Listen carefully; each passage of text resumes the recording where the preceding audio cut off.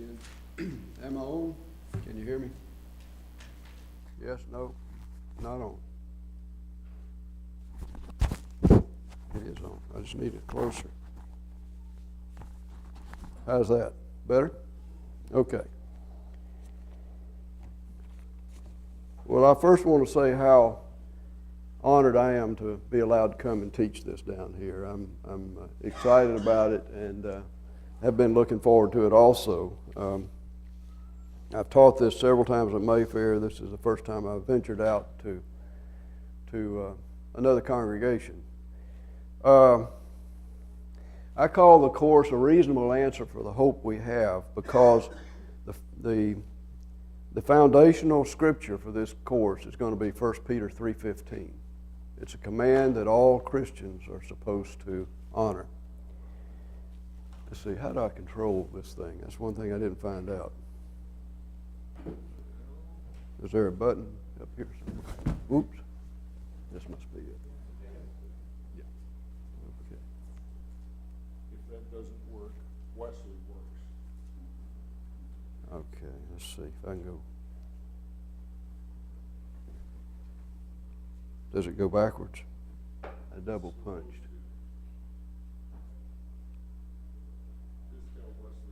There we go. Okay.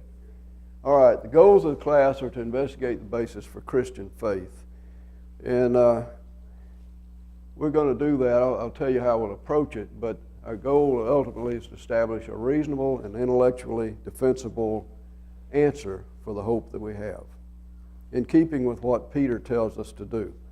And today, I believe that's essential, not only for you and me, but especially for our young people. And we'll talk about that some more later. The way we're going to approach this, we're going to build this case using techniques and information, data from Scripture. And next week, tonight, we're not going to use the Scripture too much, but next week we will. And you need to bring your Bibles next week for sure. We'll use logic and reason, the physical sciences, a lot of history, and the finds of archaeology. And we'll use all these approaches to gather some of the most relevant data to build a case for Christian faith. Tonight, we're going to spend most of the class, the next quarter, building this case. Tonight, we're going to back up a little bit, and I want to get into your head tonight the urgency of this material. So we're going to do something a little different. We're going to look at the need for this information among us. We're going to look at the effect of unbelief on our society, on our nation, and on our young people. And we're going to look at our nation, where we came from, what it was in the beginning. We're going to refresh our mind of what it is today, and we're going to look at where we're going. And I think you'll be very interested in it. Let's look at the causes of unbelief in the United States today. Basically, you know, when I was a kid in the 40s and 50s, it seemed like almost everybody believed. And as we go further and further and further along, I see our nation drifting further away from the spiritual values on which it was founded and which have served it well for almost 250 years now. We have bought into some philosophies as a country, and we've allowed them to influence and shape our nation and our destiny. I want to look at some of those tonight. We have convergence of basically of three godless philosophies. They feed on each other and they reinforce each other. The first one is evolution. The basic thing you need to remember about evolution is it obviates the need for God. We don't need God. We're all the products of a complex accident. Now, a lot of people will try to say, well, you know, I believe that evolution is the way God chose to create us. That's called theistic evolution. Hardcore evolutionists think that's a joke, and you should too, probably. Evolution is godless, and it forms the basis for a lot of other things. But once you don't need God anymore, we're here without God. It opens up Pandora's box. The next philosophy is atheism. It claims there is no God. Evolution says we don't need him. Atheism says dogmatically there isn't a God. And the thing I would have you remember, and we're going to build a case for the existence of God in this class, but the thing you need to remember is that atheists cannot prove the absence of God in any absolute way. And we're not going to prove the existence of God. Neither of us can do that. We're going to evaluate the evidence. And we'll talk about that 2 weeks from now, how we're going to build a case for it. But atheists can't prove their point. It's a philosophy. The third one is secular humanism.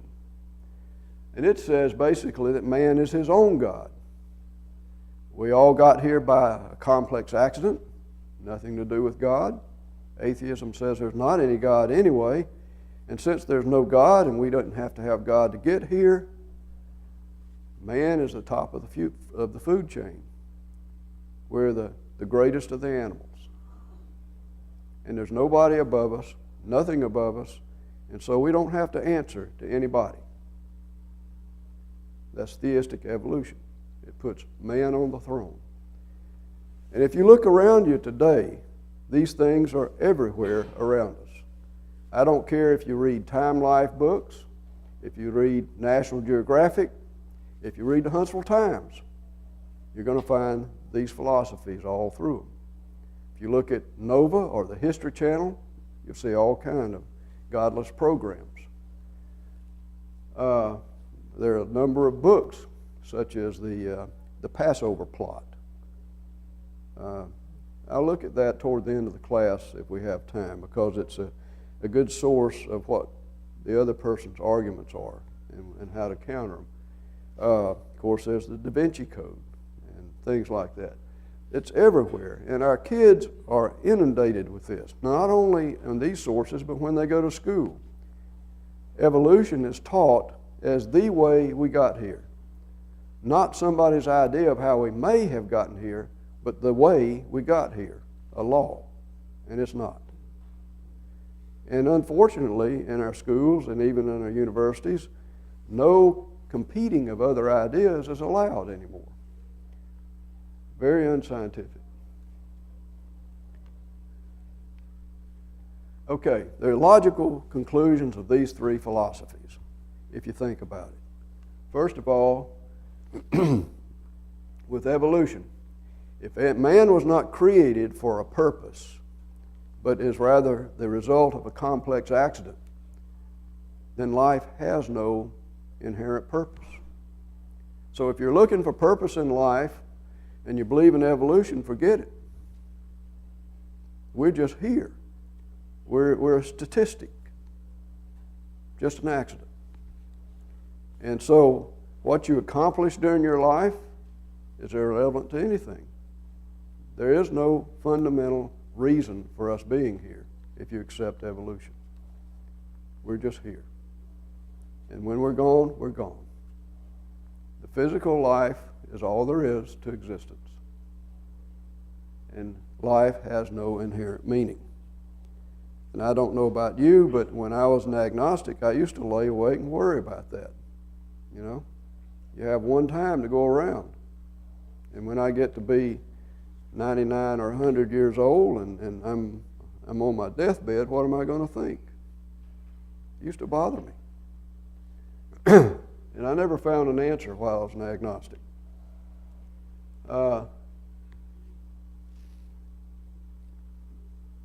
Atheism. There is no God. Therefore, there are no absolutes.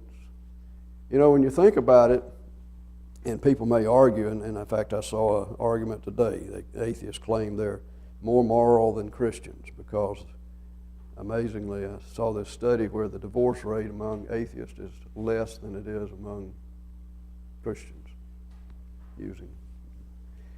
But where do atheists get their idea of morals from? If we're just the result of a complex accident, and we're just, highly developed animals, where do we get the idea of morality? Where does it always come from? It comes from God eventually, if you go back far enough. Why do we think it's wrong to kill? Because God said so. Why do we think it's wrong to steal? Because God said so. Without God, these absolutes go away. And what you end up with is a society that can drift wherever they want to go. You see, since there are no absolutes with atheism, then you have a situation where only the situation determines what your code of ethics should be for your immediate good, called situation ethics. And if we decide that murder is okay, it's okay. There's no absolutes. And we're going that direction in our nation, and it's appalling where it's leading us. And lastly, the secular humanism. If man is his own God, then there can be no higher purpose than man's own desires. Think about it. I mean, that's absolutely true. If God doesn't exist, we got here by an accident, and we're at the top of the food chain and we answer to nobody else, then there can, by definition, be no higher purpose than our own desires. And if you think about that a little longer, you'll probably find out that's not very satisfying. All right, I want to start looking at our nation, and to understand how far we've come, we have to spend a few minutes looking at where we came from. What were our beginnings, our roots? What was the early republic? And contrary to what you're taught in school and what everybody says today, well, let's just look at the information. We're being sold a bill of goods today on our nation, and I'll prove it to you. First of all, the Founding Fathers chose for a republic for our form of government. It was not a democracy and was never intended to be a democracy.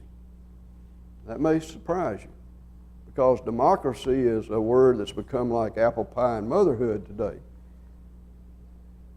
But what's the difference in the two? What's the difference in a democracy and a republic? You know, when we say the Pledge of Allegiance to the flag, if we do it anymore, we say I pledge allegiance to the flag and the republic for which it stands, not the democracy. So what's the difference in a republic and democracy? It's the source of authority. The source of authority. You see, a republic has a core of law which supersedes the will of the people. It has some absolutes which cannot be violated by the vote of the people. And it's this core of absolutes within the law that holds a republic on course and keeps it from drifting off into the wild blue yonder. For our country, this core was the rule of God, or another way of putting it, our Judeo-Christian heritage. Most of our laws come directly out of the Ten Commandments. Isn't that amazing, considering what's happening today? Our forefathers created a Christian-based nation. No apologies, Christian-based nation, period. And that's what it stood for. That's what it stood on. What's a democracy? Well, a democracy has no core. Whatever the people decide is what will be done. If we had a democracy, tomorrow we could decide that murder was legal. And it would be legal if we all voted for it to be legal. We can't do that in this country because we have a core that says, thou shalt not murder. Although we have kind of gotten around that by redefining life. The Founding Fathers considered democracy to be a corrupted republic. One of them even said it's the devil's own form of government, because democracies, just let me go off on a little tangent here. The founding of our country was one of the first times in history, so say some of the historians, that people actually went back and studied history and used the lessons of history in founding a nation. Our forefathers were well versed in all of the ancient histories. They read about the Athenian Empire, the Roman Empire, they read about the Persians and all of these other forms of government, but the Athenians and the Romans were republics. And so they basically based our country on them.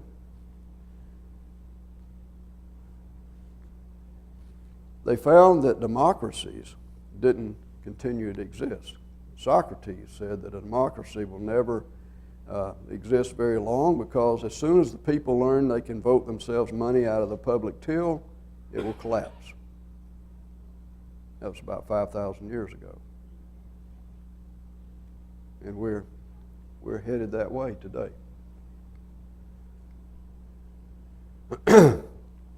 To back up what I said, let's look at some things. When the signers of the Declaration of Independence put their names down, they stuck their necks way out.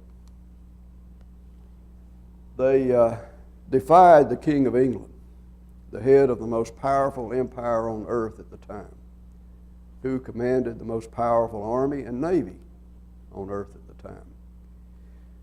The day before they signed, they were British subjects. The day afterwards, they were criminals with a price on their head. To make it worse, the British Navy, most powerful navy in the world, was sailing into Boston Harbor. They had no navy, and they had a little ragtag militia. So they did the only thing they could do. They prayed.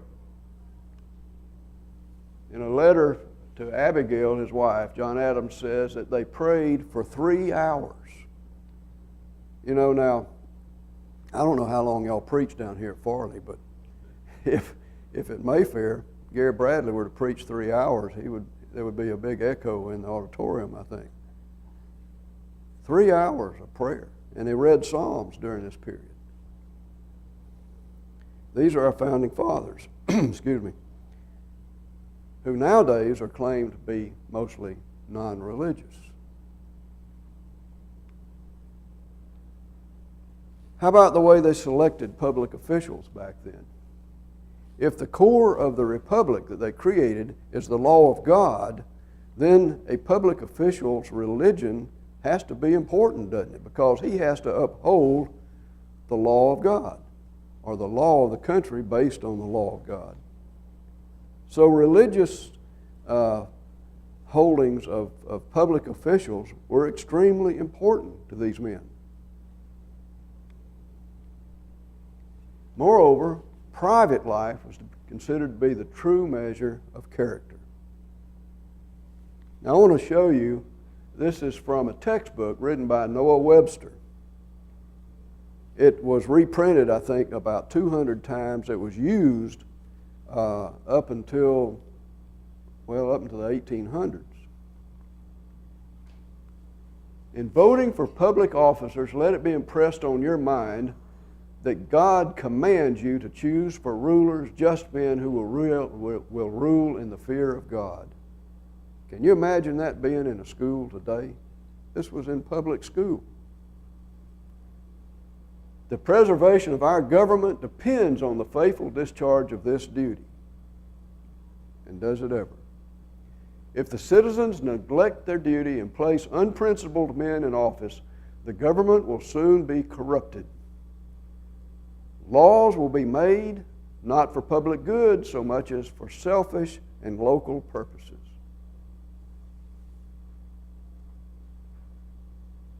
Corrupt or incompetent men will be appointed to execute the laws. Of course, we don't have any of this, do we? The public revenues will be squandered, and the rights of citizens will be violated and disregarded. Does the word port come to mind in all of that? You know, last year, our Supreme Court upheld the right of a municipality to take away a man's home and give that land to a private developer in order to build a high-rise condominium that would bring more taxes into the community. Have our rights been disregarded? You know, we're paying the piper nowadays. I remember back when Bush, the father, was running against Clinton. In their first debate, George Bush made a comment about Clinton's escapades as governor in Arkansas, and a murmur went through the audience. And the moderator jumped on him with both feet and says, "Oh, no, we're not going to discuss a man's character here." But what did our founding fathers say was most important? Character. And to back it up, in this, there's an example in this book. They used Benedict Arnold. They said publicly, who was Benedict Arnold? Well, he was one of Washington's young rising generals, brilliant commander, on his way up. What was he privately? Well, he was skimming off supplies going to Valley Forge for the starving troops, and he was planning to turn, was it Fort Ticonderoga, I think, over to the British. He was a traitor in private life. I think the point's well made. And yet today, we've kind of put private life off limits. Let's look at some state constitutions. Now, again, one day these men were British subjects, and they belonged to a British province ruled by a British governor. The day after they signed the Declaration, they were no longer a British province. They no longer had the British governor, and they no longer had the British Constitution to operate on. So they all went home and they wrote new constitutions for their states. And they're most interesting what they put in those constitutions. This is the Constitution for the state of Delaware. The original Constitution had this in it.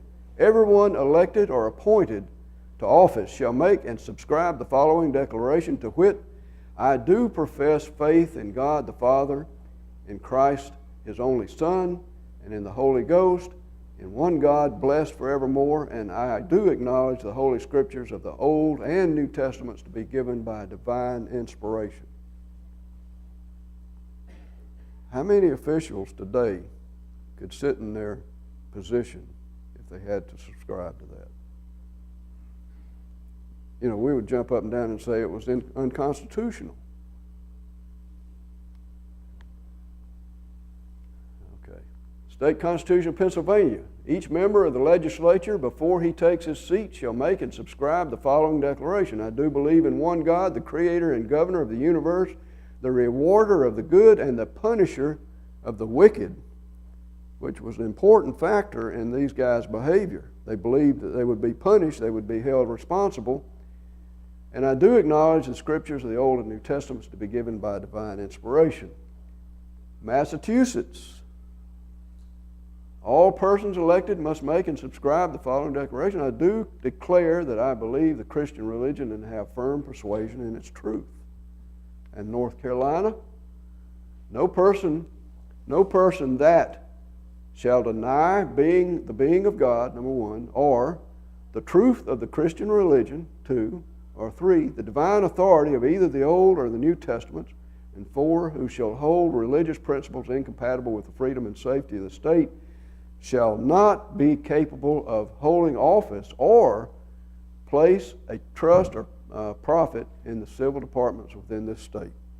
Couldn't hold office and couldn't profit. Isn't that surprising? Did you ever hear that in school? I didn't. And I went to school a long time ago.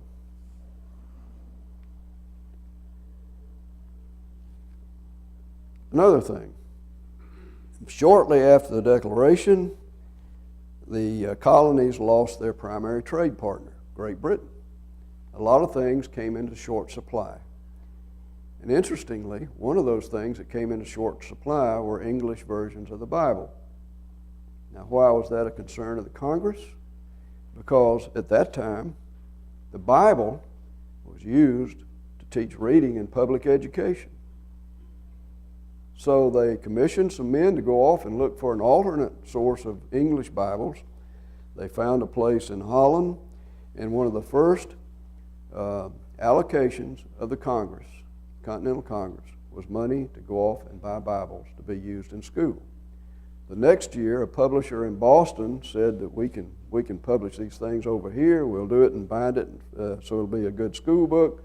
And so after that, there was a Bible published under the direction of Congress in Boston to be used in the schools. Okay, that's what I just said. Requirements for statehood. Now this is particularly interesting because the Congress drew up, there were territories in the western part. They were not states. And so they drew up requirements for statehood that these territories had to meet before they could apply for statehood.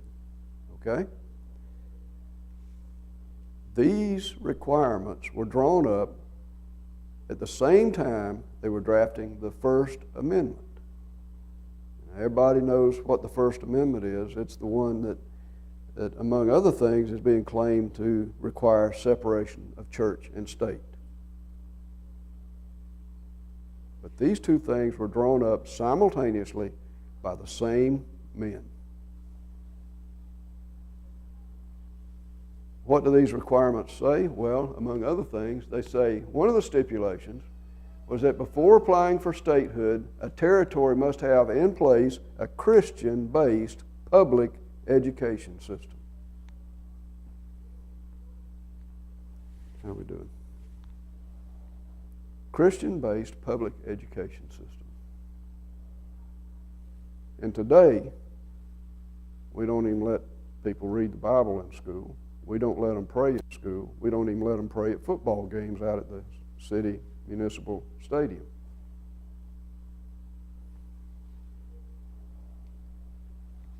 Our present state, I think, can only be described as an attack on Christianity from a religious point of view. How do we get this way? Well, there's a guy named Robert Ingersoll, lived toward the end of the 1800s. He was an avowed atheist, and he attacked both Christianity and Judaism. And what he wanted to do was to remove all figments of religion from our government. Robert Ingersoll.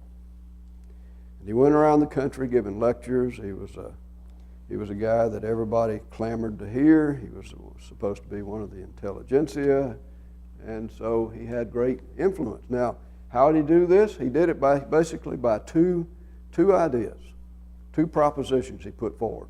The first is called compartmentalization, or compartmentalism. And that is that all religious activity, or I should say no religious activity, has any place in our government and should be kept separate from all public education and government arenas. In other words, it's okay if you Christians want to meet, but let's confine your activities to the four walls of the building.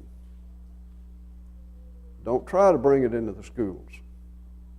Don't try to bring it into our government. And interestingly enough, these ideas began to catch hold in the early 1900s. Before that, they'd used the McGuffey Reader, for example, and the McGuffey Reader is probably at least 40, 50, 60% quotations from the Bible. And the kids learned to read, but what were they reading when they learned to read? Well, they were reading Proverbs and stories from the Bible, excuse me. What did I read when I went to school after this period? I read about Alice and Jerry and Spot. It wasn't God, well, it wasn't evil, but it didn't have any value. I learned to read in a book that was secular. It had no moral value. It had no biblical value, no religious value, no value at all. Its only value was to give me the mechanics of reading. Whereas before this, the kids had an education in the Bible as they learned to read. So, compartmentalization. The second was the sanctity of private life. Now that sounds good, doesn't it? But what he means by that is private life is not to be exposed nor considered when somebody runs for public office. And a candidate's religious position should be kept totally out of sight. Now, how does that compare with what we just read about the founding fathers in the early days of the Republic? It's diametrically opposite, isn't it? 180 degrees. Today we have come 180 degrees from where we began. We have systematically removed the checks and the balances and the core that made us a republic, that held us together for about 240, 50 years. And in the last 50 to 60 years or so, 70 maybe, we've systematically removed those things. And we're becoming a godless, secular nation.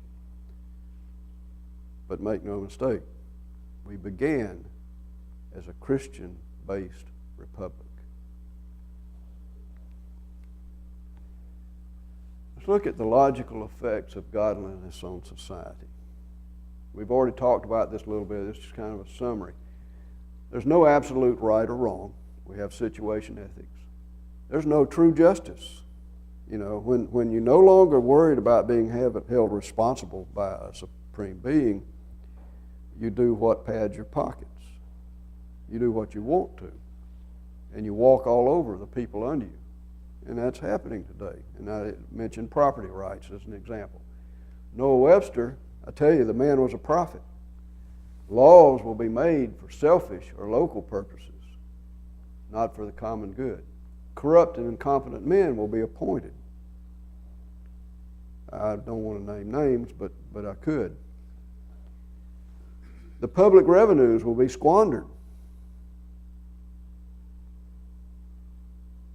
The rights of the citizens will be violated or disregarded. Folks, that's what we have. Case of Warsaw versus Tehachapi, a federal court ruled that it was unconstitutional for a public cemetery to have a planter in the shape of a cross because it might offend some folks who are not Christians. Case of Roberts versus Michigan, federal court ruled that a teacher could not be seen in public at school with his own personal copy of the Bible. And they required a classroom that had a library of some 200 and something books to remove 2 books that dealt with Christianity.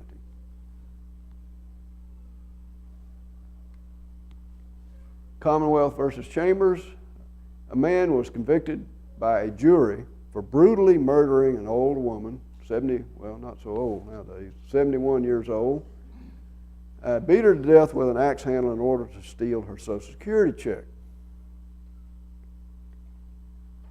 That conviction was overturned because the prosecuting lawyer mentioned a verse from the Bible during the court proceedings. The verse was some 7 or 8 words long. So I ask you, what have we become concerned about? Legal procedure or justice? You turn no question about it, an evil, vicious murderer loose because the Bible was mentioned in the courtroom. Do you know that the Supreme Court building has the 10 Commandments in it?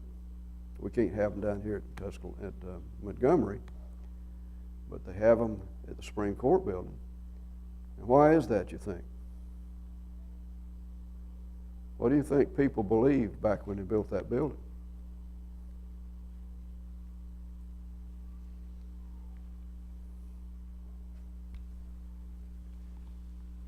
Laws and property rights, I mentioned it a while ago. The Supreme Court has ruled that a person's private land, even his home, can be condemned and taken away by municipalities and transferred to a private developer in order to increase the municipality's tax base. There's a case in California where a business had been there a long time. They condemned the building, took it away, and gave it to a big hotel that would, again, bring in more tax. And the question is, well, what's going to happen 20 years from now when the big hotel, somebody with more money and bigger ideas, decides that they want to do something? You know, there's no end to this. You don't really own your property anymore. And I listed up there a couple of Supreme Court cases. These began a little bit before that and have progressively gotten, the municipalities have progressively gotten more aggressive and more numerous the offenses against the citizens of this country as they condemn. You know, originally the eminent domain applied only to things like building highways or canals, things of this nature, airports maybe, that were for the overall good of the country or the state. But now we can condemn your home if somebody wants to put a shopping mall there, and it's going to make the city coffers fuller. Roe versus Wade, 1973, the Supreme Court decided that they would redefine life. And so today, there are absolutely no rights for the unborn. Americans legally abort, plus or minus, 1 million viable unborn babies every year. That's 4 abortions for every 10 births.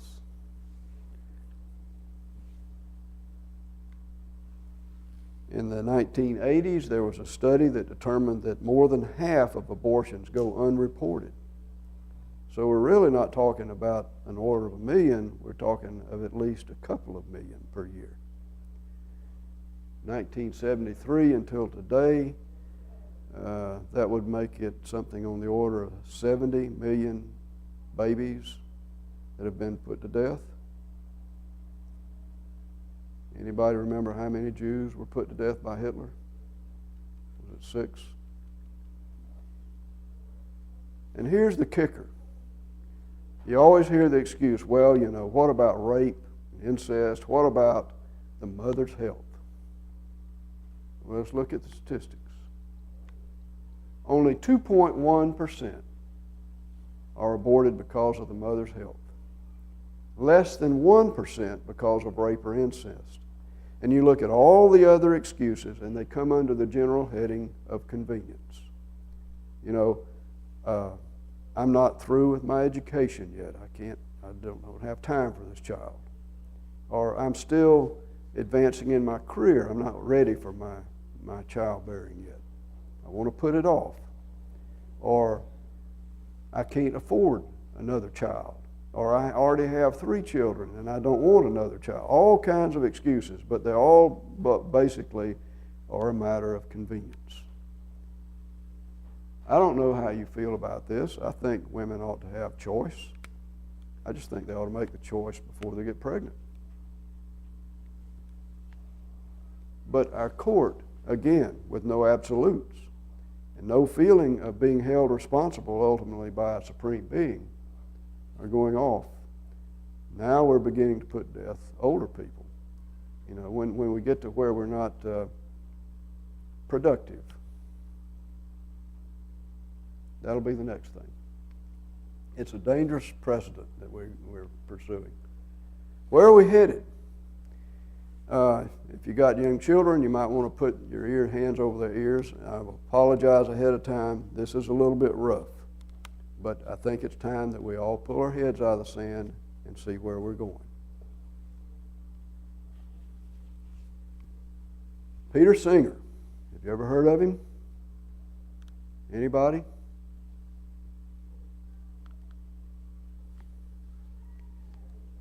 Well, let me tell you who Peter Singer is.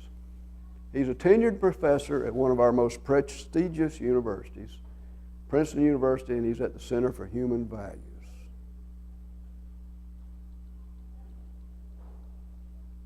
His influence, says the New York Times, no other living philosopher has had this kind of influence. Now, if somebody said that about me, I'd feel pretty good. That's quite a statement. The New England Journal of Medicine. Peter Singer has had more success in affecting changes in acceptable behavior than any other philosopher since Bertrand Russell. Remember that. In affecting changes in acceptable behavior. He's defining for us, for the future, what acceptable behavior. I want you to get that in your head before we look at some examples. And the New Yorker says the most influential philosopher alive, Peter Singer. So if you've not heard of him, you probably will be in the future.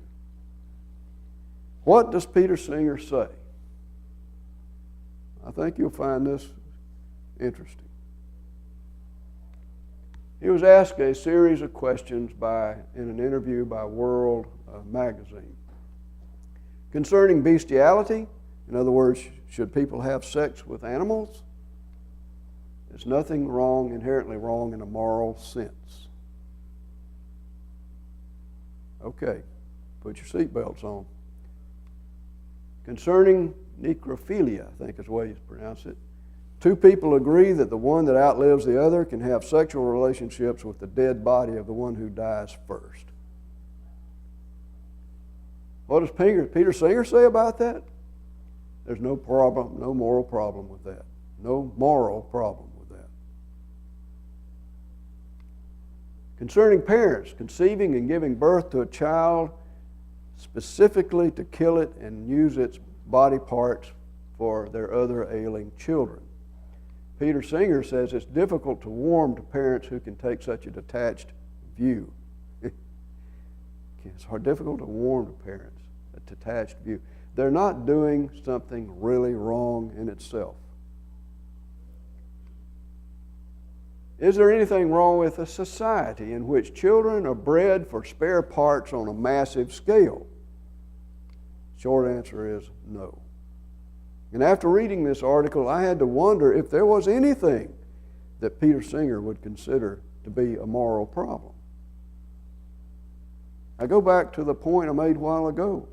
If you don't believe in God, there are no absolutes. And ultimately, there are no morals. Just like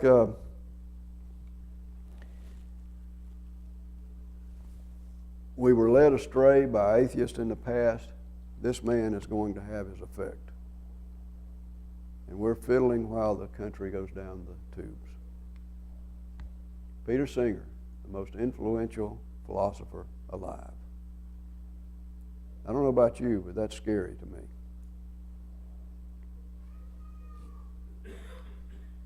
The cost of unbelief. What has it done to us already?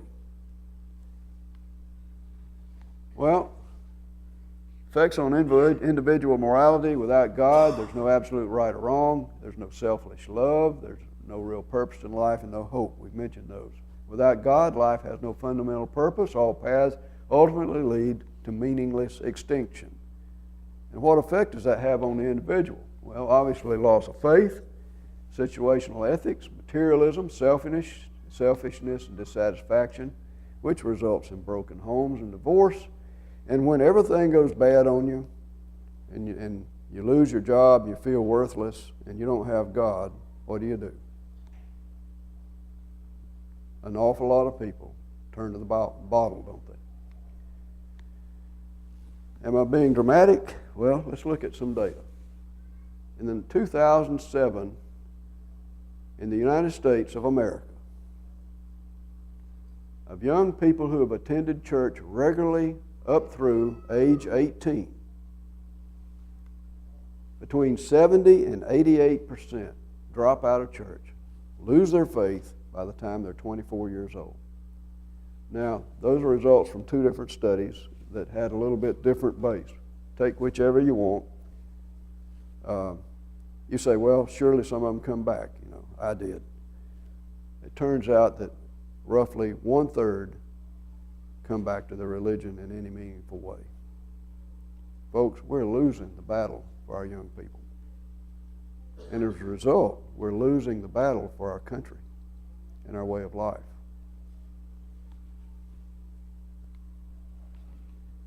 In the United States today, the third leading cause of death among young people between age 15 and 24.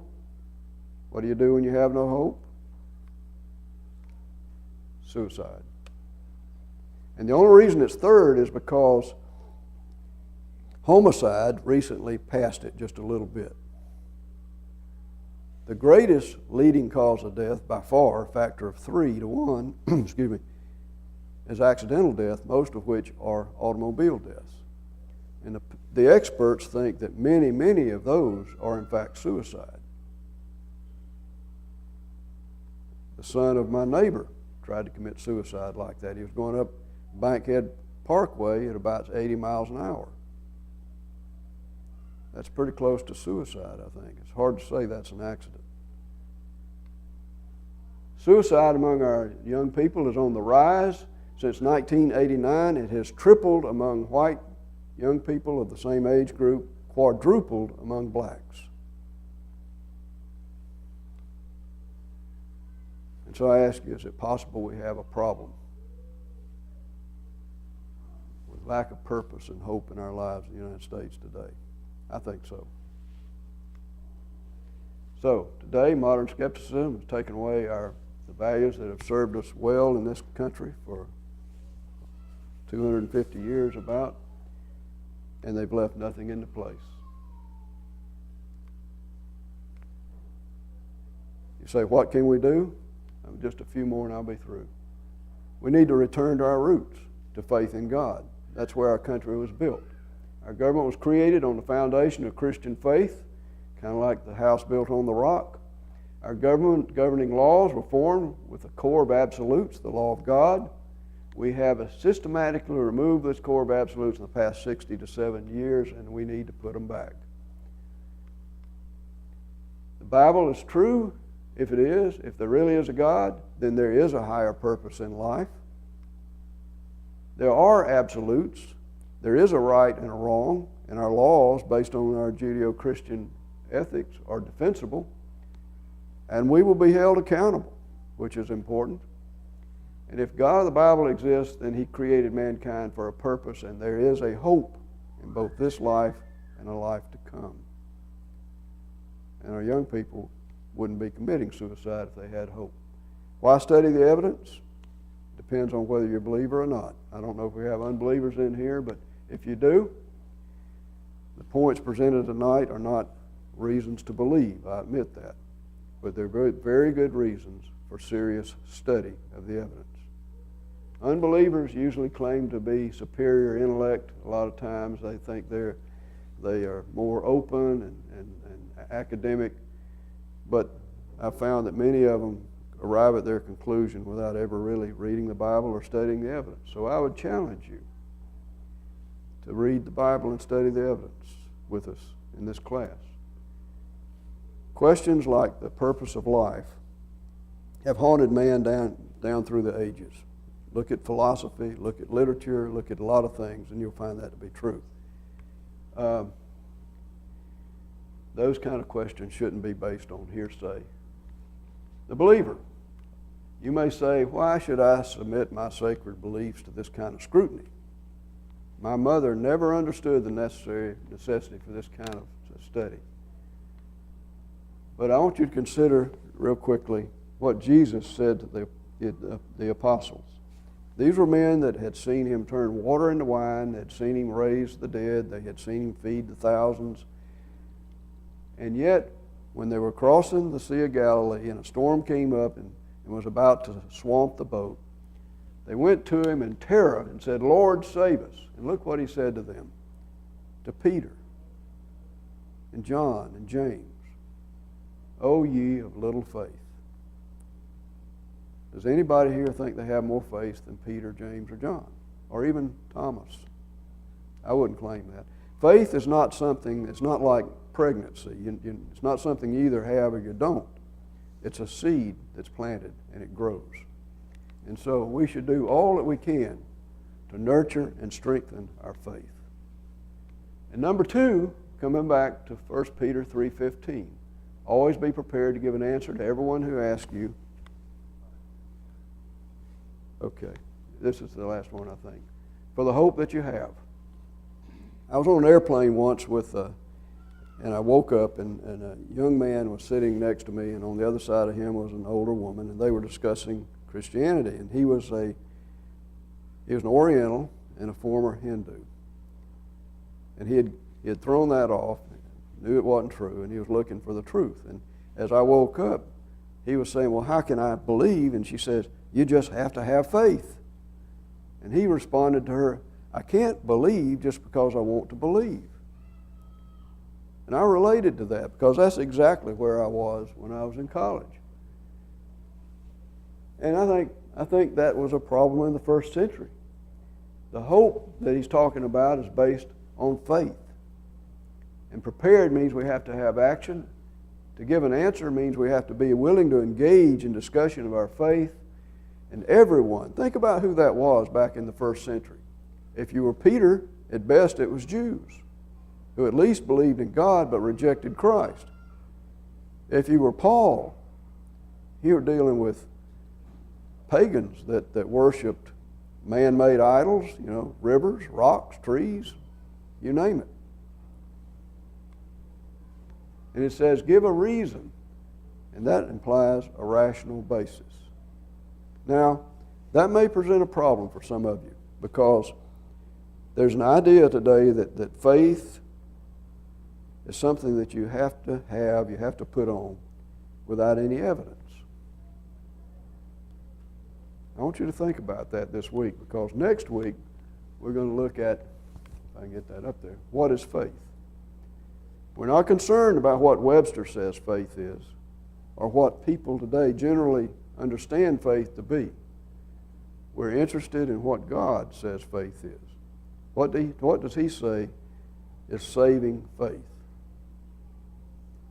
So we will go to the Bible next week for the answer to this. So bring your Bible. And I appreciate your coming tonight. I will talk a little faster next week. We'll get through maybe a little quicker. Thank you for coming. See you next week.